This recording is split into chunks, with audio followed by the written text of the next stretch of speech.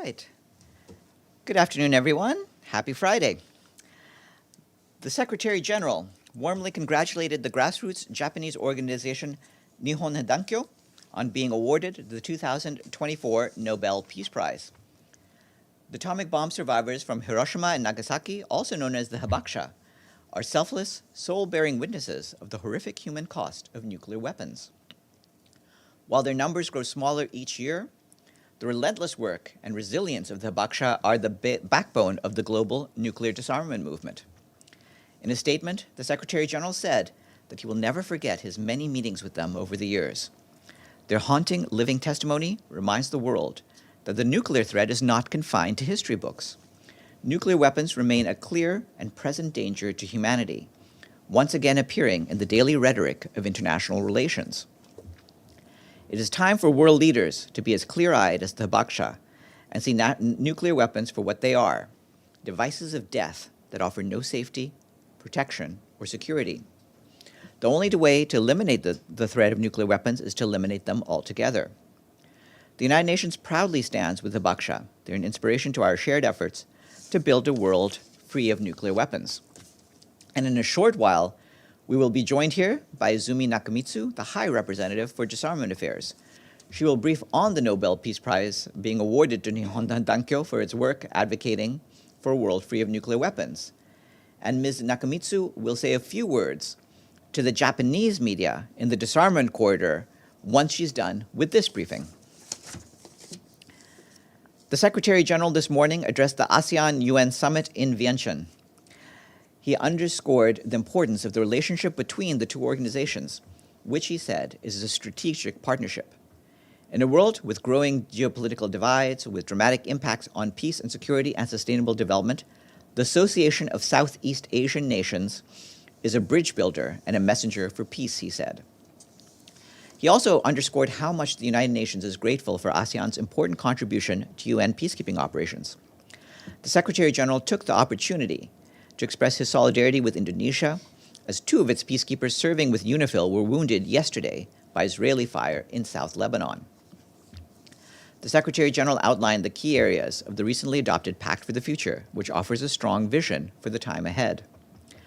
In a press conference, the Secretary General was asked about the wounding of the two peacekeepers in Lebanon, and he condemned the shooting against the UN premises in which the two peacekeepers were wounded, adding that it was a violation of international humanitarian law. Peacekeepers must be protected by all parties of the conflict, he said. Prior to the meeting, the Secretary General also held bilateral meetings with the President of the Lao People's Democratic Republic, Thongloun Sisulit, and with the Prime Minister of the Socialist Republic of Vietnam, Pham Minh Chinh. We have issued readouts of those meetings.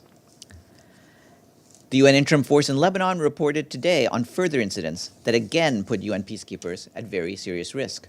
This morning, UNIFIL's Nakura headquarters were affected by explosions for the second time in the past 48 hours. Two peacekeepers were injured after two explosions occurred close to an observation tower. One injured peacekeeper was taken to a hospital in Tyre, while the second is being treated in Nakura. UNIFIL added that today, several security walls at the UN Position 131 near the Blue Line in Labune, fell when an IDF Caterpillar vehicle hit the perimeter and IDF tanks moved in the proximity of the UN position. UNIFIL underscores that the peacekeepers remained at the location, and a UNIFIL quick reaction force was dispatched to assist and reinforce the position. We remind you that these peacekeepers are serving in South Lebanon at the request of the Security Council under Resolution 1701. This is a serious development, and UNIFIL reiterates that the safety and security of UN personnel and property must be guaranteed, and that the inviolability of UN premises must be respected at all times. Any deliberate attack on peacekeepers is a grave violation of international humanitarian law and Security Council Resolution 1701. And you saw that yesterday afternoon, the Security Council met on the situation in Lebanon. Jean-Pierre Lacroix, the Undersecretary General for Peace Operations, underscored that UNIFIL's liaison and coordination team has continued its close engagements with the Lebanese Armed Forces and Israel Defense Forces, seeking to deconflict, facilitate humanitarian missions, and avoid miscalculations. For her part, Rosemary DiCarlo, the Undersecretary General for Political and Peacebuilding Affairs, said that Hezbollah and other non-state armed groups must stop firing rockets and missiles into Israel. She also urged Israel to stop its bombardment of Lebanon and to withdraw its ground forces. On the humanitarian front, today, the World Food Programme and UNICEF dispatched a second humanitarian convoy from Beirut to the village of Ramaya in the south, where 6,000 people are seeking shelter. Since the 27th of September, the World Food Programme and partners have distributed over 1 million meals and more than 143,000 ready-to-eat kits to at least 440 designated shelters. WFP is ready to help up to 1 million people, but stresses the need for ports and supply lanes to remain open, as well as for additional funding. Significant funding shortfalls threaten WFP's ability to maintain food assistance at scale for people affected by the recent escalation. Excuse me a second.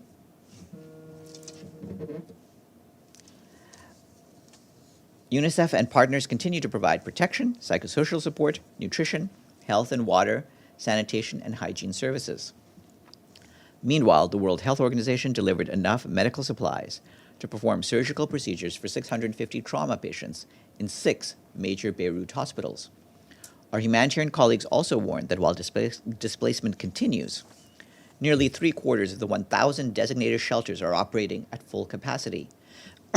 Assessments are also underway to evaluate the needs of displaced people outside shelters, particularly with the winter season approaching. Simultaneously, WFP is working in Syria to provide food assistance to more than 250,000 people, Lebanese and Syrians, who have crossed from Lebanon. The agency has already reached 100,000 people. For its part, the Office for the Coordination of Humanitarian Affairs says that ongoing hostilities continue to kill, injure, and displace people in Lebanon. Yesterday, a series of airstrikes without warning targeted densely populated areas in Beirut's central district, marking the third significant attack on the city center since September 23rd. 22 people were killed and more were injured, according to the national authorities. We reiterate the urgent need for all parties to fully respect international humanitarian laws. Parties must take constant care to spare civilians and civilian objects, including homes and essential infrastructure, throughout their military operations. The World Food Programme reports that critical aid lifelines into northern Gaza have been cut off. No food aid has entered since the 1st of October. The main crossings into northern Gaza have been closed and will be inaccessible if this escalation continues. WFP distributed its last remaining food stocks in northern Gaza to partners and kitchens sheltering newly displaced families, but these are barely enough to last 2 weeks. Many of those kitchens, distribution points, and bakeries were either forced to shut down, and others are at risk of shutting down if the conflict continues at this scale. The situation is at breaking point as well in the south of Gaza. There are no food distributions, and bakeries are struggling to secure wheat flour, which puts them at risk of shutting down any day. Aid entering Gaza is at its lowest level in months. No one has received food parcels this month due to constrained access of aid supplies. Despite the challenges, humanitarian organizations are responding to the best of their ability. The UN Relief and Works Agency, UNRWA, and NGO partners are distributing bread, ready-to-eat or cooked meals, as well as flour in and beyond designated shelters. Yesterday, our colleagues from the Office for the Coordination of Humanitarian Affairs visited the school-turned-shelter of Al-Rufeda in Deir el-Bala, where an Israeli airstrike had killed multiple people, including women and children. The assessment team noted the destruction or damage to 3 classrooms, 20 tents, 5 bathrooms, 3 water tanks, and the belongings of more than 60 families. This assessment has served to trigger and prioritize urgent humanitarian response to people's needs. Once again, OCHA calls for all parties to the conflict to respect their obligations under international humanitarian law, including by taking constant care to spare civilians and civilian objects. UNICEF says sudden displacement orders in northern Gaza are once again forcing tens of thousands of vulnerable children onto the roads. In a statement yesterday, the agency said that children are being condemned time and again to unimaginable suffering, horror, and death. OCHA warns that most displacement is now occurring in the north, where no tents are available to support newly displaced families. The latest developments in North Gaza Governorate have forced the suspension of protection services, the closure of malnutrition treatment services benefiting about 1,000 children, and the shutting down of 5 temporary learning spaces managed by our partners for more than 750 children. Kamal Adwan Hospital is seeing an influx of trauma injuries. And turning to the West Bank, OCHA reports that recurrent operations there by Israeli forces over the past year have caused major damage to critical infrastructure, including systems critical to water, sanitation, and hygiene. As a result, access to clean water and sanitation services has been compromised for nearly 92,000 people in the West Bank. From Ukraine, the Office for the Coordination of Humanitarian Affairs tells us that humanitarian organizations continue to provide assistance to people in the south of the country following attacks over the past 5 days. Yesterday, a late-night attack in Odessa region killed 4 people, including a 16-year-old girl, and injured 10 more civilians. Authorities also reported damage to residential buildings. Aid workers are delivering emergency shelter kits to cover damage. The Ukrainian Red Cross Society provided first aid to the affected people, complementing the efforts of the first responders.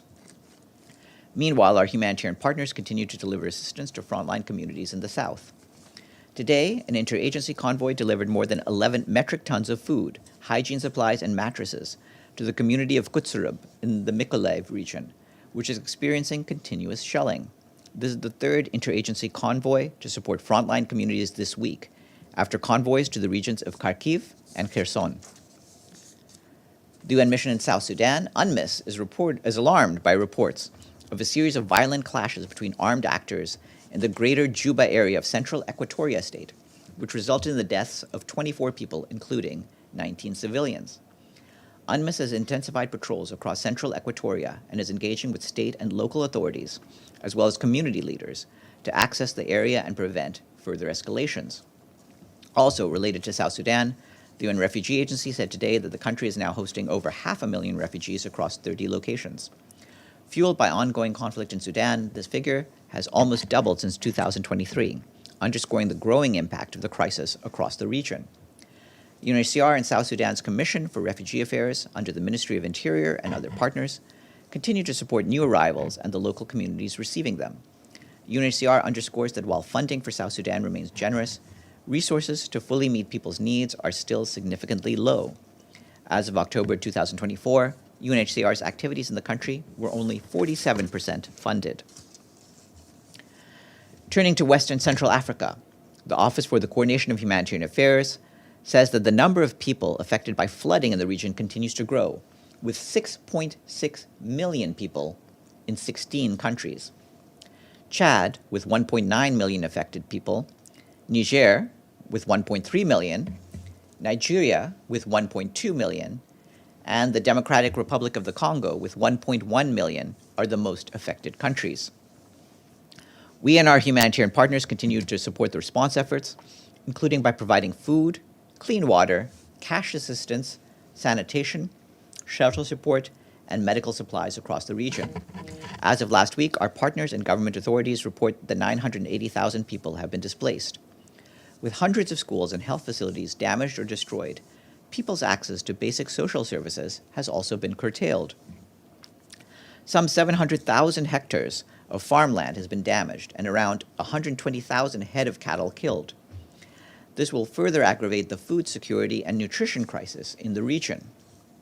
The Acting Emergency Relief Coordinator, Joyce Msuya, has allocated $35 million so far this year from the Central Emergency Response Fund to support the humanitarian response to flooding in 5 of the affected countries: Chad, Congo, the DRC, Niger, and Nigeria.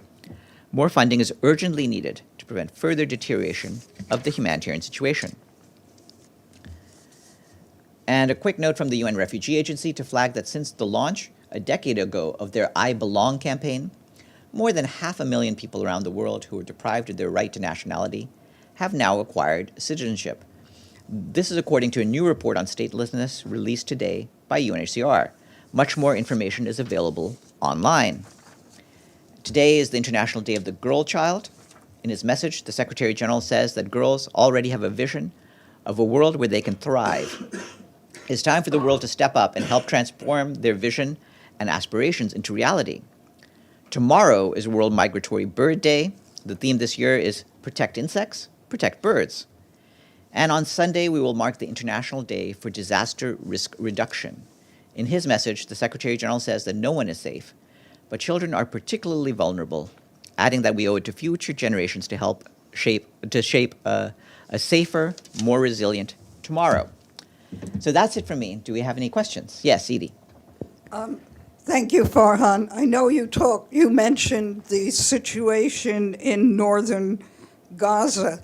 Does the Secretary General have any comment on Israel's evacuation orders that include the 3 remaining major hospitals in the area, including Kamal Adwan, Al-Adwa, and the Indonesian hospital, and reports that all 3 hospitals are running out of fuel?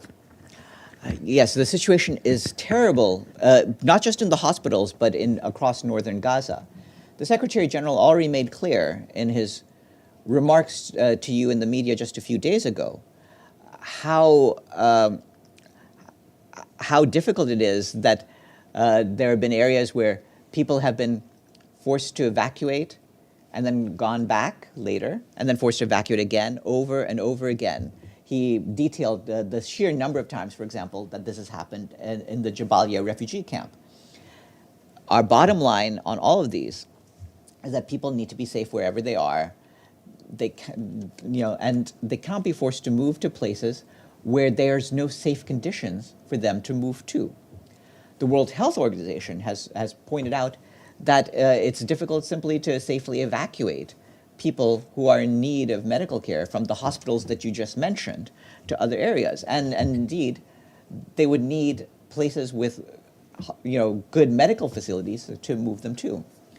So while the level of adequate medical facilities in the north is deteriorating rapidly, while, as I just pointed out, the amount of food and clean water in the north is deteriorating rapidly, the number of bakeries are closing, all of this adds up to a situation where it's becoming impossible for a large number of people simply to stay alive. That cannot be allowed to continue. Gabriel. Thank you, Farhan. You said that the aid getting into Gaza is at its lowest point in months. Is the issue getting it into Gaza or the distribution once it gets in? Well, it's both things. I mean, as I pointed out, what the World Food Program in particular has been alarmed about is to read that bit one more time. The simple fact is that the main crossings into northern Gaza have been closed. No food aid has entered since the 1st of October, and food will simply become inaccessible. So it's hard to get food into northern Gaza. And of course, there's also the problems of insecurity throughout the region as well. And to follow up on that, the World Food Program, you mentioned that there are food stocks in northern Gaza for 2 weeks. Did I hear that correctly? Possibly 2 weeks, but it's stretching it. And remember, there's also a problem simply being able to bake food because the bakeries themselves have been damaged or do not have fuel. Can I get a quick one on UNIFIL in Lebanon, please? The Israelis, in their statement about the most recent incident, the second one, not the one from today, basically, they're saying that they fired upon a threat that was near the UNIFIL base, insinuating that any damage or any injuries that were caused to UNIFIL were due to crossfire of some kind. I'm insinuating their statement, but your UNIFIL statement seems to indicate an attack on peacekeepers. Can you just clarify from the Secretary General's standpoint? I know we're talking language here, but language is important. We stand by what UNIFIL has reported. Obviously, other forces, including Hezbollah forces, should not be locating themselves near UNIFIL positions.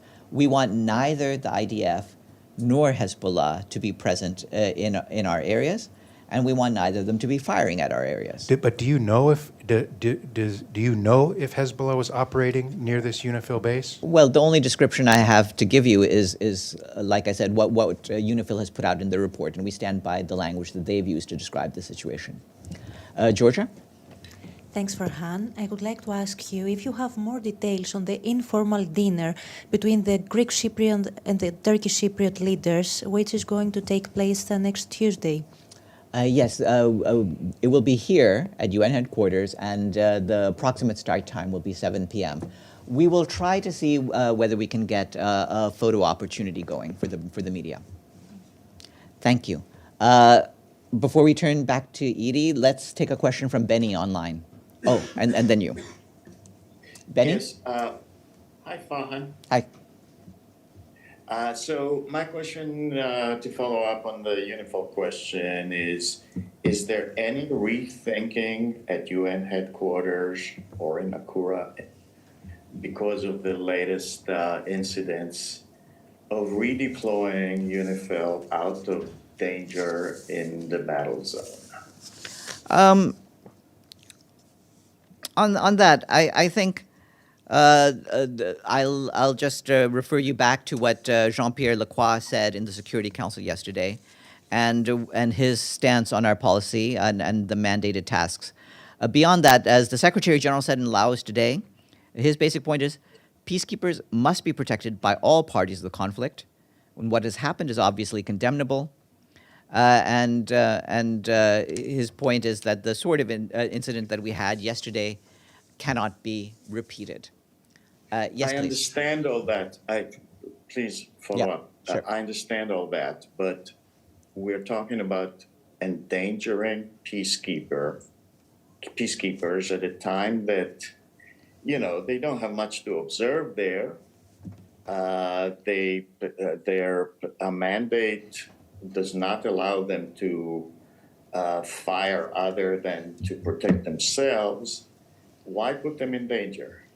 Again, you'll have seen what the Secretary General, what Mr. Lacroix, and what Ms. DiCarlo have said about the relevance and the role of the UN peacekeeping force and its mandate, and it will continue to go about its mandated tasks. So Thank you. no rethinking. This is where we stand right now. Yes, please. Thank you, Farhan. My question is about the Nobel Peace Prize. So what kind of impact do you think this will have on Gaza, Lebanon, Ukraine conflict? Of course, I will ask Ms. Nakamitsu, but could you give me the comment as a member of the spokesperson's office? Well, the relevance of the Nobel Peace Prize is as I've said in the statement, but certainly the relevance to active conflicts is our desire to make sure that whatever conflicts there are in the world, it will not involve nuclear weapons, which are the most destructive of the entire arsenal that humanity has as at its disposal. And so we are trying to make sure that that weapon is deactivated from further use. Edie? Thank you, Farhan.